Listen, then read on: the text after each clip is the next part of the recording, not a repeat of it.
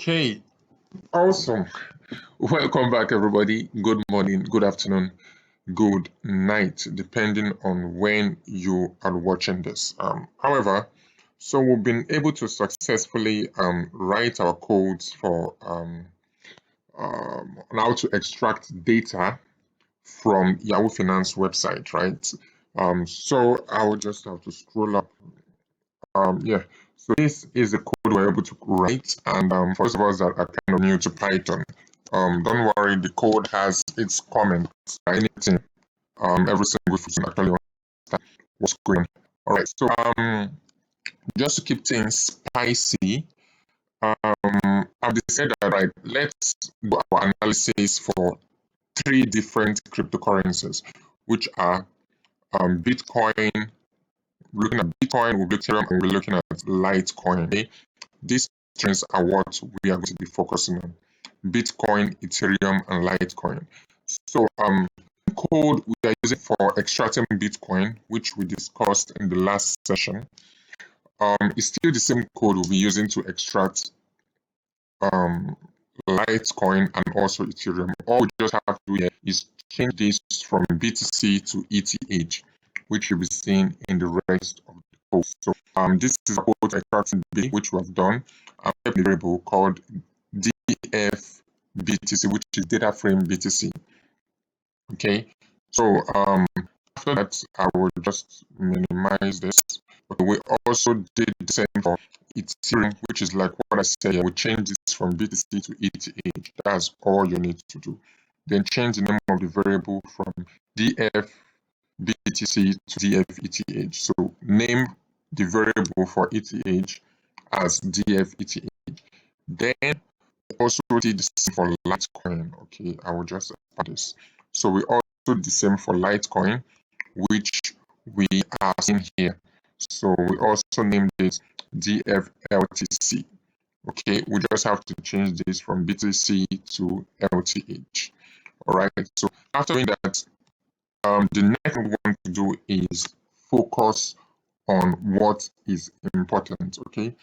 For cryptocurrencies, the opening value, the high value, the low value are not really as important as the closing value, because the closing value is the actual value, right? The closing value is the actual value. So what we want to do is we want to take the closing value for BTC, we want to take the closing value for LTH, and we also want to take the closing value for Ethereum and put them in one data frame, okay, as the main data frame where we can do our comparison if the need be.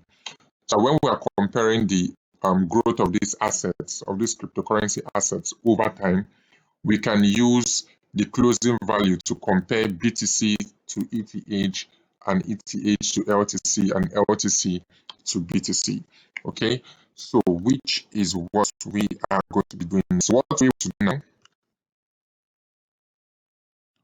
we want to do now is put the closing values inside a variable called DF. So DF is going to be the main data frame. Then we have other sub data frames called DFLTC, which we had, DFETH, and DFBTC. Okay, so we want to create a data frame. Okay, so we're going to be using the pandas library to do that. We're going to say pd.dataframe. I'm going to explain this code. Open bracket. So we want one of the names of one of the column names to be BTC, right? We want one of the column names to be BTC, and using column, we are going to be getting the data from DFBTC. That's data frame, the BTC data which we extracted first, right? Then the name of the column from the DFBTC is closed. We are getting this data from the closed column. Remember, we have various columns such as dates, open, high, low, but none of that is important to us. We are focusing only on the closed column. All right. So after doing that, we're going to press comma here, right? Then The next one we are focusing on is ETH. Okay, so this is like a dictionary. We are using a dictionary in Python to create a data frame. So this is going to be ETH. Then what value do we want? So this is like the key and the values. ETH is the key, right? In dictionary, we have what we call keys and values. So BTC is a key. The df dot, let me remove this. The df underscore BTC dot close is the value. So we're going to be transforming these keys and values into a data frame using pandas library. Okay, so and whenever we transform a dictionary into a data frame, the keys are always transformed to the columns, while the values are always transformed to the rows or to the um, you know information we have in those columns. Okay, so now our value for ETH is going to be df underscore ETH dot close because we are picking only the closing values. Then we also do the same for Litecoin. So this will be LTC. Um, then we're going to be having df underscore LTC dot close. Right. Then so there we are going to be having our data frame. Then we want to see what we have inside the data frame. So we'll just say df.add, seeing the first 5 rows, right? So when I run this, this should work. Yeah, when I run this, you can see we have these values in place. We have the closing value for BTC, for Ethereum, and for Litecoin. But if you pay attention, we have one error here. We don't have the dates. Okay, and to make things easy, we know that these three coins are all dating back 2 years ago from today. And now, because of today's date, my data is going to be updated to 19th of April 2021. Okay, so all I just have to do is find a way to insert date column inside um, inside this new data frame we have. So to do that, I'm going to say the name of the new data frame we have is df, right? So I'm going to have to create a new column. I'm going to call it dates, df dates, just to make this easy, df dates, and I want to pick the dates from any of the data sets we extracted. It could be df-btc, df-eth, or df-ltc. They all have the same dates, right? The same number of rows. So I'm going to pick the dates from df-btc. So it's going to be df underscore btc. This should be dates, yeah. So what this means is that I'm creating a new column called dates in this new data frame, but I'm picking that date from df-btc. Okay, because that's the date I want, right? I'm picking the new column from df btc. Then once that is done, my new data frame, which is this df, is going to be, so now why I'm not running this code is that I want to run them all at once. But if I should run this code, I already have a new column in this new data frame. So the new column is going to be BTC, ETH, LTC, and dates. But now I want date to come before this, to be the first column here, just like what we did in the last session when we rearranged these columns. I want date to be the first column or the first variable or the first feature, right? But what I'm going to do now is I will just have to rearrange them. So it will be df double brackets. So when we're dealing with rearranging, you have to use double brackets because you're dealing with more than one columns. But if you're dealing with one column alone, you can use one square bracket. But if you're dealing with more than one columns, use double brackets. Okay, so my new data frame now is going to look, this is how I want my new data frame to look like. So it's going to be dates, comma, BTC,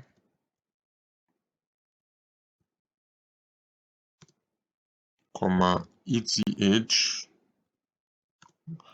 and the last one is going to be LTC. Awesome. So just to be sure this is how I want it to be, I'm going to view the new data frame now. Okay, this data frame, I'm going to see how it looks like now with the rearrangements I have done. So let's see. Awesome. So now you can see the date column is there, BTC is there, ETH is there, LTC is there, all just the way I want them to be. If you want, you can name your date column all caps, still the same. You can go ahead and do that. That still works, right? Nothing is regardless of the of how it is, it's still the same thing. So the next thing I want to go ahead to do what we call EDA, right? I'll just name this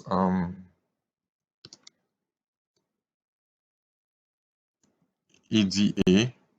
Yeah, that's the short form. You might mostly see EDA most times when you are in an interview or something like that.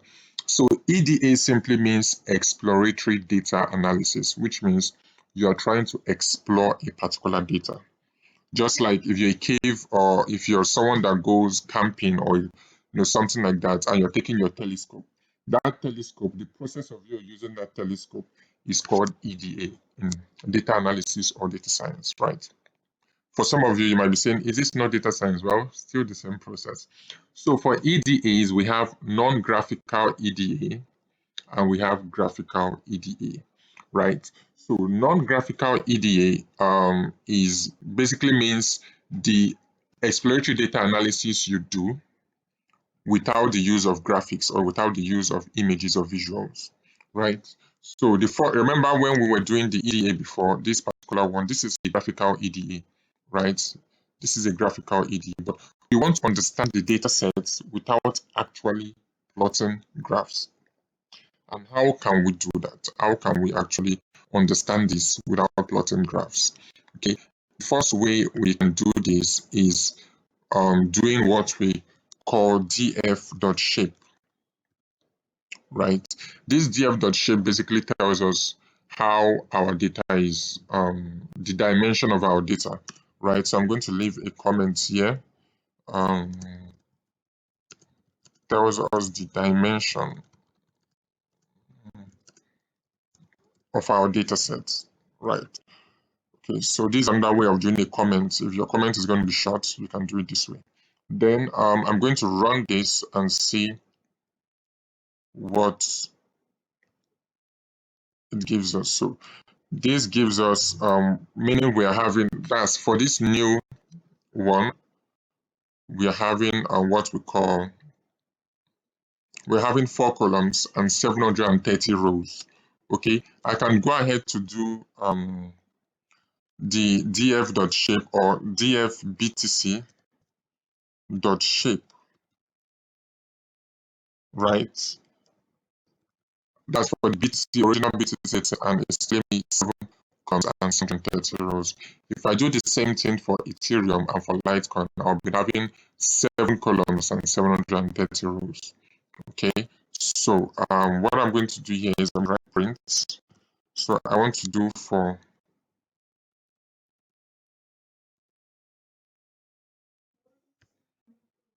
so I'm going to click on print, and yeah, so then I'm going to click on print. So I should just do for all so that you won't be left hanging. Okay, then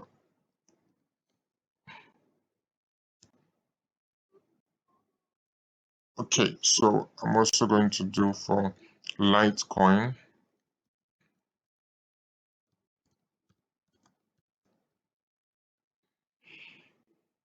Okay, so it should print all 3 for me. Wonderful. So what I'll just do here is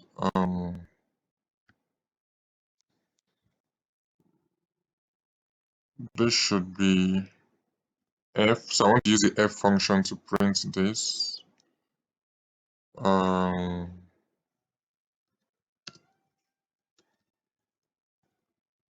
The dimension for the Bitcoin data set. So this should be close this.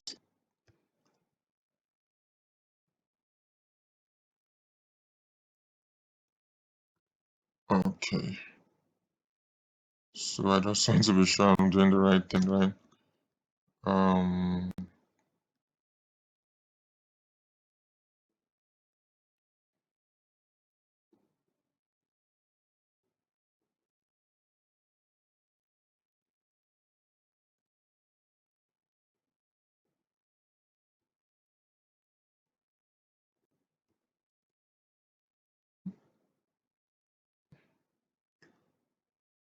um, I just hope I'm doing the right thing.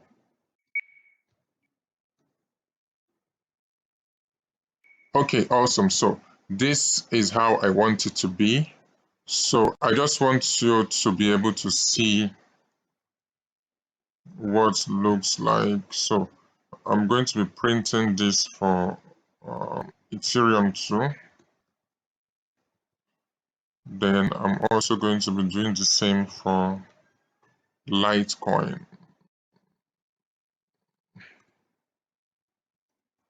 Yeah, I'm also going to be doing the same for Litecoin. Awesome. So when I print this, you'll be able to see the differences, right? Yeah, dimension for Bitcoin, dimension for Ethereum, and dimension for Litecoin datasets. So here I will just use the F function too.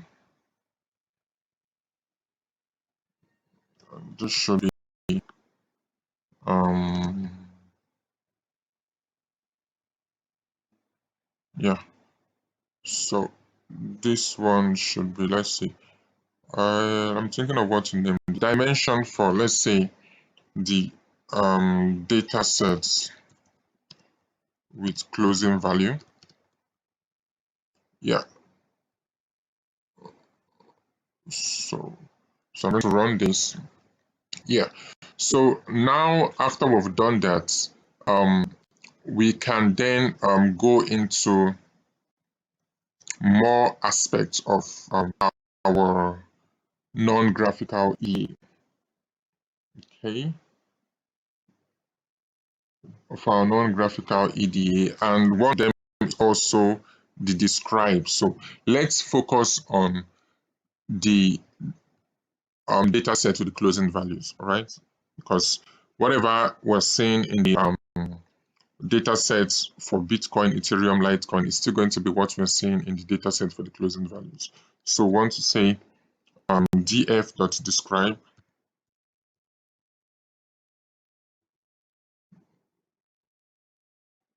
Let's see, dot c. Awesome. So now we are looking, we want to see how this data is distributed, right? We want to see the median, the first quarter, the first quarter, and the third quarter. We also want to look at mean value for BTC. What is the average value? We already know the count, which is 730 because 730 days, 730 rows.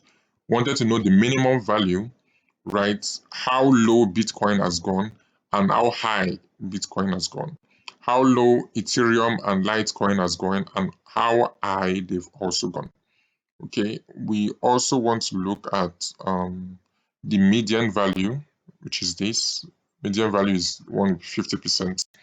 Then standard deviation, right? How far is it from the mean? All right, so um, after doing that, the next thing we also want to look at is skew analysis, right? I'm going to explain what the skew analysis means. So we're just looking at DF skew. Then I'm also going to be touching on the kurtosis analysis. So I'm going to be explaining all this. I know it's kind of confusing for most of us that are kind of new to data analysis or data science or anything like that. So I'm going to run this. Awesome. So when we are looking at the skew analysis tells us if our data is evenly distributed or not, right? If we have a normal distribution or abnormal distribution.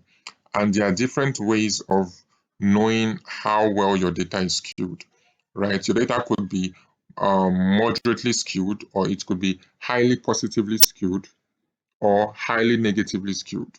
It could also be low positively skewed or low negatively skewed. But from what we can see here, we know that the data is positive. So from what we can also see here, we can see that Ethereum is symmetrical, which means it's normal.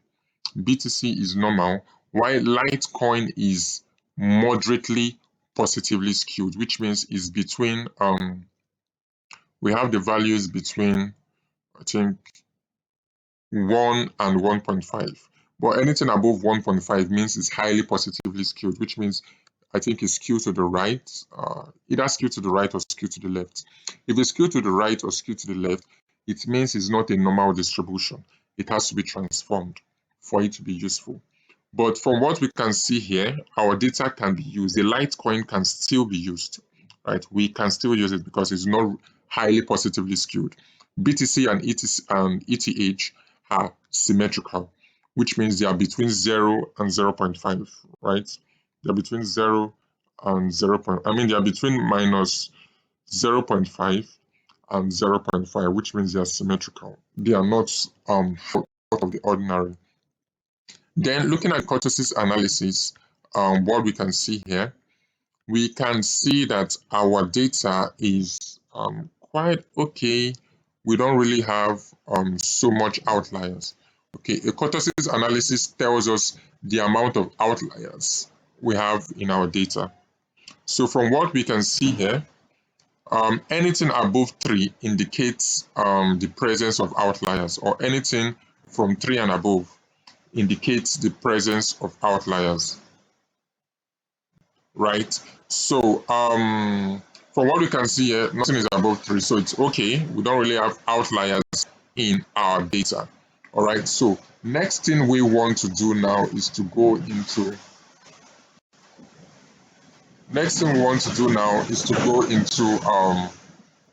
our graphical EDA. All right.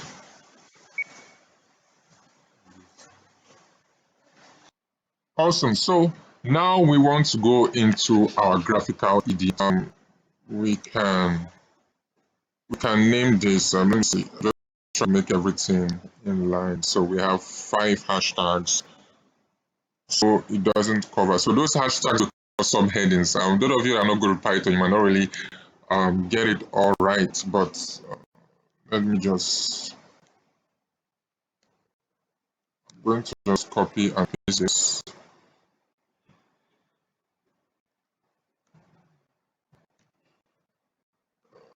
Okay. I'm going to copy and paste. So this can be this can be 2.2. Then we can change this to graphical EDA. Okay, so for our graphical EDA, we want to look at Litecoin first. Okay, so this is going to be 2.21. Okay, then this is 2.21. So we can say Litecoin. Let me just put this Litecoin. Yeah, Litecoin graphical EDA. So I'm sure you guys are going to have access to this notebook. So Litecoin graphical EDA, and I'm going to add one more hashtag here because it's a subheading under graphical EDA. Then the first code I want to use I use a box plot to see how much this outline actually lie, right? So I'm going to be using import Seaborn. I'm going to explain this as SNS, then not second, sorry, as SNS. Then I'll just say the axis is going to be equal to SNS.boxplot. Okay. Then the data will be GF, that is the Litecoin column, right? You can start from anyone, yours could be BTC or Ethereum, but I'm just choosing Litecoin because I casted lots and it's won that lot. So Orient, so these are just parameters, right? I don't need to explain this. Okay, Orient is equal to H. Okay, so I think this should be correct here. So I'm going to run this code and see what it gives me. Oh, okay. Yeah, I have to change this to LTC. Yeah, it'll be correct now. Okay, so I'm going to explain this particular image. What this means is that the closing hourly price or the closing price for that particular day, not hourly price, sorry, the closing price for that particular day was between, let's say, 60 to 150, right? $60 to 150 in the last 2 years. Yeah, in the last 2 years was $50, was between $60 and $150 or $160, right? And all values after, okay, let me just be sure. Okay, all values after $150 are outliers, right? All values after $150 are outliers. And please note that outliers are like kind of specific to this data sample. So, I mean, all values after, let's say $260 are outliers, which is what we have here. So these stuffs here indicate outliers, not $150, sorry, $250, right? Indicates outliers. These small dots we have here indicates outliers, right? So the next stuff we want to do, an histogram. Okay, we want to do an histogram. So remember when we were talking about the skewness of our data, we see Litecoin is 1.2. We're going to have a visual representation of that data, right? So now I'm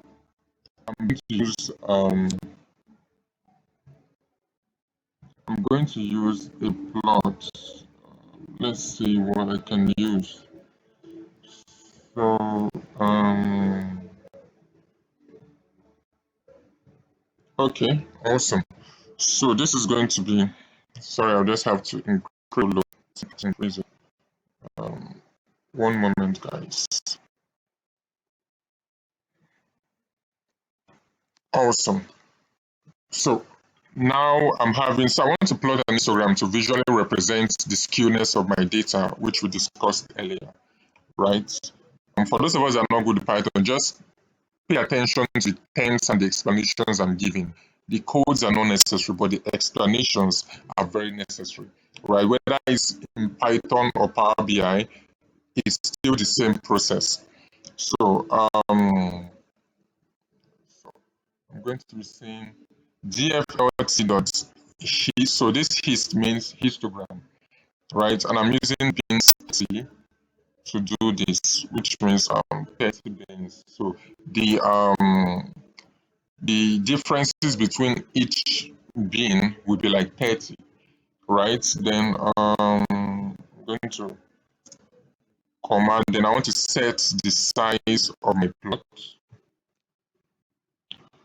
to 15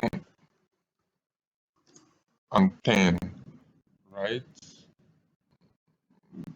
Okay. then dot, this should be AX V line, let's see, then this should be DF LTC. Okay, these codes are kind of, I'm just trying to be careful so I don't put the wrong thing. So the next thing is going to be dot median. Then I'm going to open another bracket.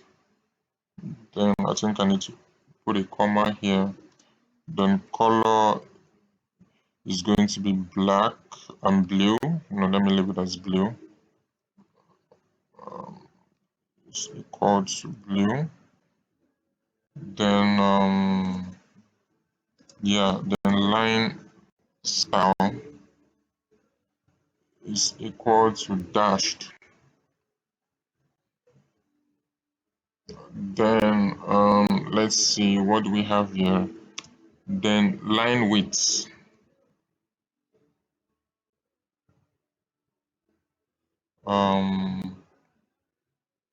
Line width is equal to 2. Okay, so I'm going to remove one of these brackets since I'm having a red sign there, which means it's not necessary. So I will run this code and let's see what that gives us. Awesome. So from what you can see here, from what I said earlier, remember I talked about it's skewed to the right, moderately skewed to the right. So you can see that page here.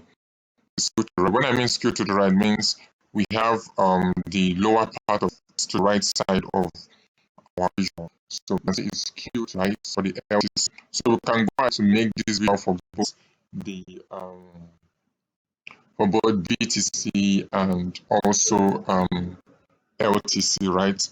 So the next thing we want to also do is visualize for BTC. So yours could be maybe you're focusing on BTC or you're focusing on Ethereum, focusing on three. Focusing on you have to do visual representation for all three. Okay, so you see the cortices, right? The cortices analysis, we've seen how it affects. So this box plot actually gives us a visual representation of the cortices analysis. Then this histogram gives us the representation of the cube analysis, right? So the next thing we want to do is visualize the prices, right? The closing prices for all three cryptocurrency.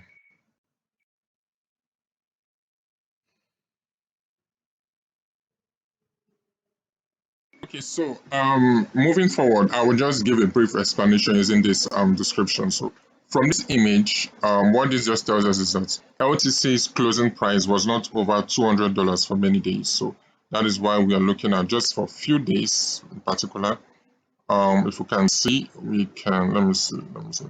Okay, so we can see this maybe for something like let's say 14 days, the price of Bitcoin remained at $200. Okay, so if we're subtracting this 20 days from some certain amount of days, let's just assume 14 days before it dropped to, let's say, before it went up to maybe some particular amount, right? Then from what we can see, it's right skewed because of it remained at this point for quite a number of days. Then this blue dashed mean also shows that half of the time closing prices were under $105. So we are putting this blue line and assuming that it's $105. Probably if you use Power BI, it could show you maybe 110, 106, something like that. But we're assuming 105 because it's the nearest one we can imagine. So we want to see the relative changes in closing price for all three, let's say for all three cryptocurrencies. So I'm going to name this, let's say 2.2, right? So we can just say relative changes in closing prices. So I'm going to run this. Then I don't want to write the code step by step, right? So I'm going to, I've already written it down somewhere. I'll just copy and paste to save us time, okay? Just to save us time, I've been able to copy the code, right? So we're just looking at the relative changes in closing price. Why we are doing this is because we are interested in a relative change of their price rather than the absolute price. Okay, so we have to use three different y-axes.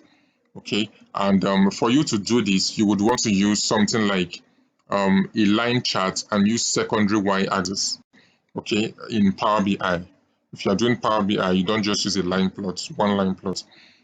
We have to use secondary y-axis to view the relative changes in closing price. Then we can, when we plot this graph, we're going to see that the closing prices might move in tandem. When one closing price increases, so does the other. So if we run this code, awesome. So we can see this. So we can see that when one, it moves in tandem, meaning that when one closing price increases, so does the other. And when one decreases, so does the others. So we can see BTC, LTC, and ETH represented by different colors. So we can see that as that,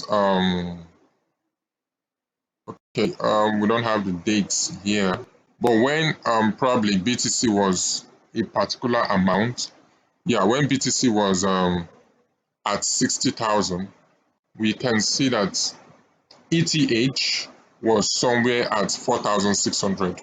When BTC was above 60,000, ETH was somewhere above 4,500 or somewhere around 4,600.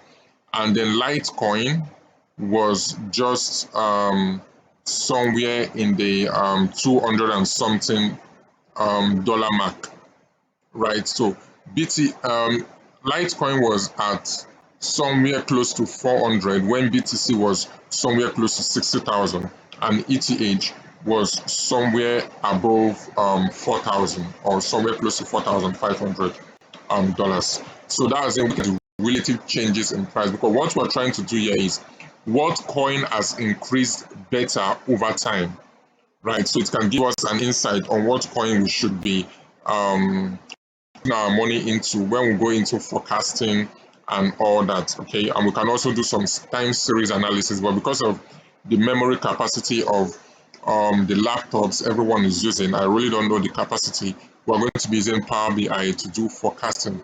Maybe use confidence intervals to do some to make sure that the prediction is a little bit accurate. Okay, so the next thing we want to look at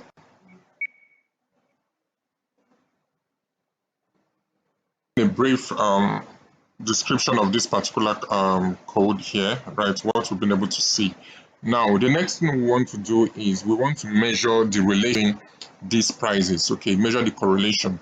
Everything I'm doing here, you can do them on Power BI. Okay, you can do them on Power BI. I'm just explaining it via Python codes. Okay, I actually found Python very easy to work with. It's like a language. I'm telling the computer what to do. Okay, so next thing I want to do is I want to measure the correlation of prices. By correlation, I mean the relationship between the closing prices, how they are related to one another. And there, I believe that we are going to see a very good relationship between them, because we are, from what we can see here, from this image, there seems to be a relationship, because once when one is going high, the other is also going high. When one is going low, the other is also going low. So I will just be looking at, I'm going to name this 2.3, and this is going to be correlation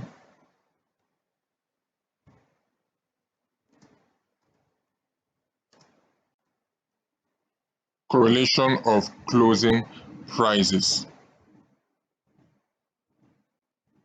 Okay, So I'm going to have to write my code. Once again, I'll be pausing the video. The code is really, really long. Okay, so just to make it easy, wonderful that the notebook is going to be available for you guys. Just to make it easy, I am going to pause the video.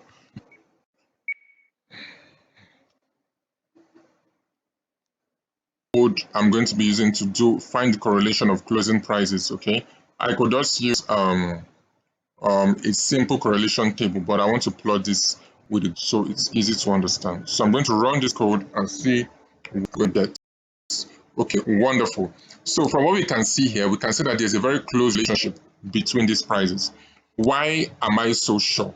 This is because the correlation between these prices are either, or the relationship between these prices are either 0.8 or above 0.8. If you look at Ethereum, Ethereum to Litecoin. If you look at Ethereum to Litecoin, let me see. Okay, I'm going to plot this first in a table. Okay, let me use this in a table form. So this should be, I don't want to use the image, so I'm going to run this. Awesome. So from what we can see here, definitely the relationship between Bitcoin and Bitcoin should be 1 because it's the same coin.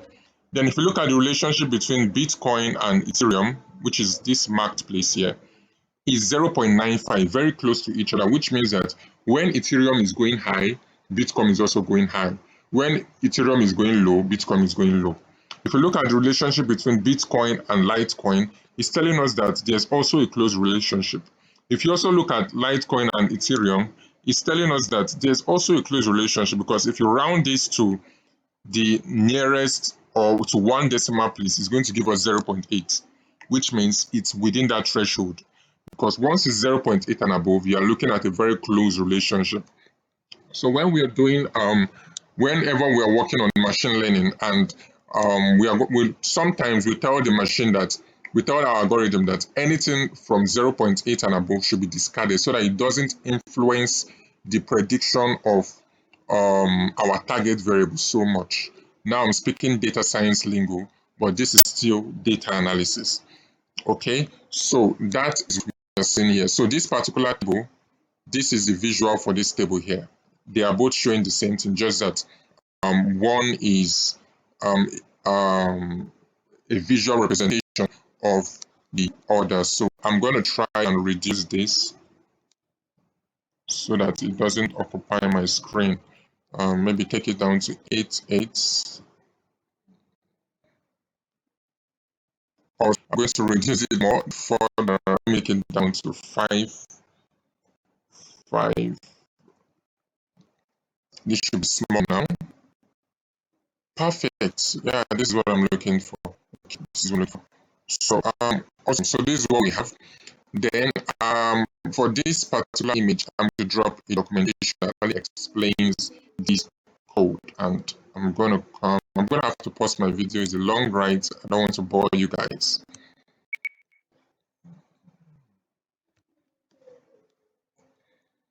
Okay, so from whatever we've done here, I'll just explain this, okay? So what's this kind of correlation is what we call Pearson correlation, okay? It's a normal way of finding relationship between variables using Python, right? So the first observation here is that the closing prices are normalized or standardized. When we're talking about normalization is by reducing the standard deviation of our variables between values between 0 and 1 so that the ones that have higher values before normalization won't dominate the ones that have lower values when it comes to prediction or looking at relationships. Okay, so we haven't transformed this, we haven't done log transformation for this, or using standardization like standard scalar, max scalar, or mean scalar. Don't mind the grammar I'm speaking right now, but I'm just saying that normalization is simply taking the standard deviation of our values, making them between 0 and 1. So here we've not done that. We just used the normal values to find the correlation. Then here we can see that BTC ETH and LTC were highly correlated in the past 2 years. This means that when BTC's closing price increased, ETH and LTC followed. Then ETH and BTC were even more correlated with 0.9567, okay, from what we can see here. Okay, that's this point here. BTC and ETH we are actually more correlated than any other of the coins. Okay, just the three coins we're dealing with anyway. So that is what we can actually deduce from this particular image. So the next thing we want to do now is we want to look at our buy and hold strategy. So buy and hold strategy is like a passive investment strategy in which an investor, so I'm reading from my documentation, right? In which an investor buys a cryptocurrency and holds it for a long period, regardless of fluctuations in the market. So we want to see the buy and hold strategy for the last 2 years, and we also calculate the return percentage where okay, I'm going to write this code for you guys, okay? So I don't want to actually get anybody confused. Okay, so I'm going to have to write this code here directly, and so I'll just work on this. So this should be so this is not going to be under the EDA. This is going to be on its own. Let's see. Okay, so this is going to be text. So I'm going to name this buy and hold strategy. So buy and hold strategy. Then I want to name this, let's say 3.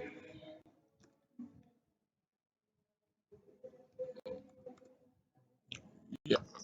So this is going to be a different cell on its own. So what I want to do here is I want to do a buy and hold strategy, but I'm going to import the formula I'm using so that you guys can actually see it for yourself. Okay.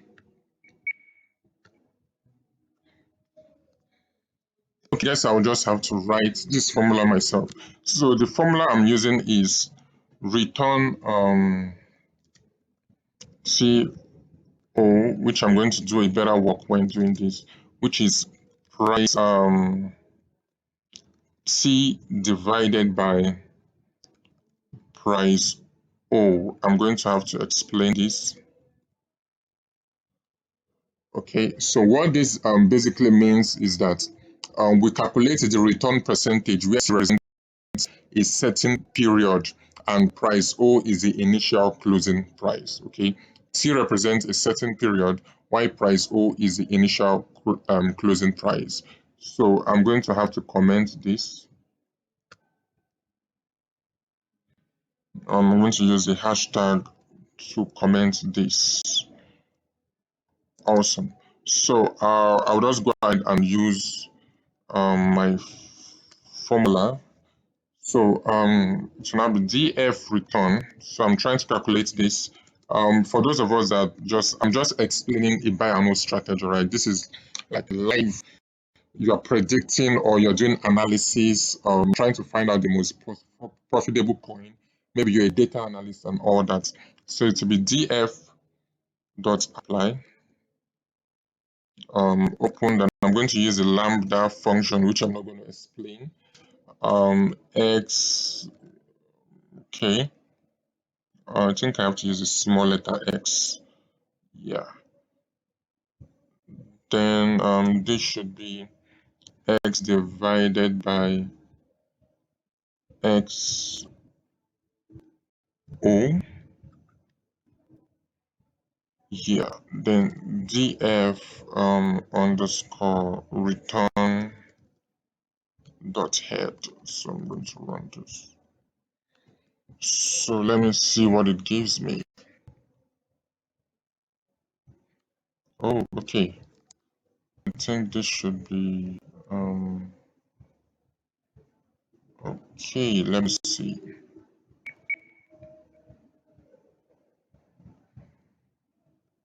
So now I have my code running. I had to do this for close to 1 hour just to make sure I was correct.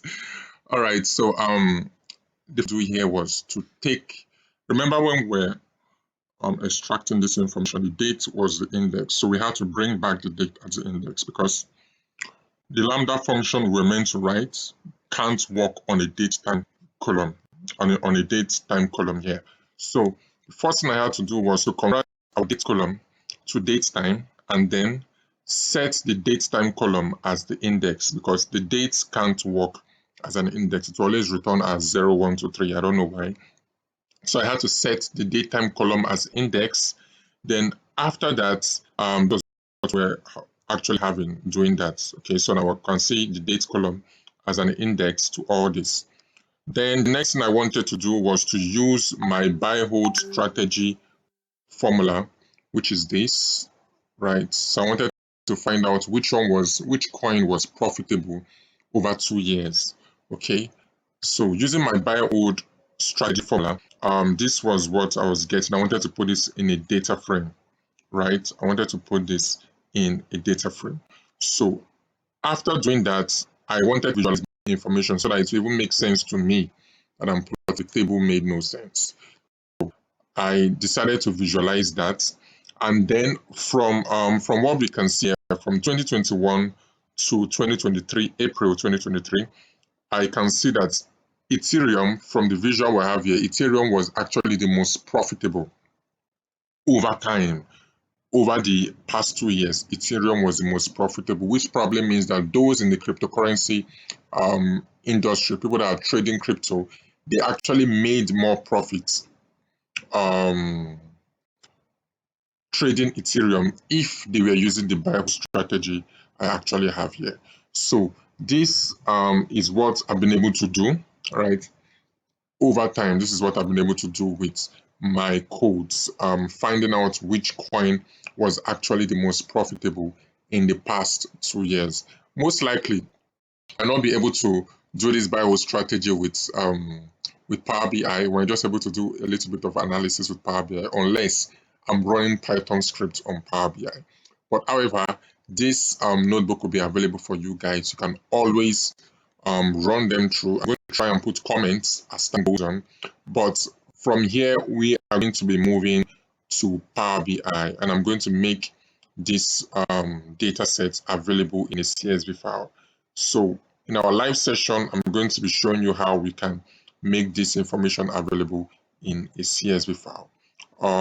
Aside from that, like I will always say, practice, practice, practice. But in this case, understand, understand, understand, right? And I will see you guys in the next one. Bye bye.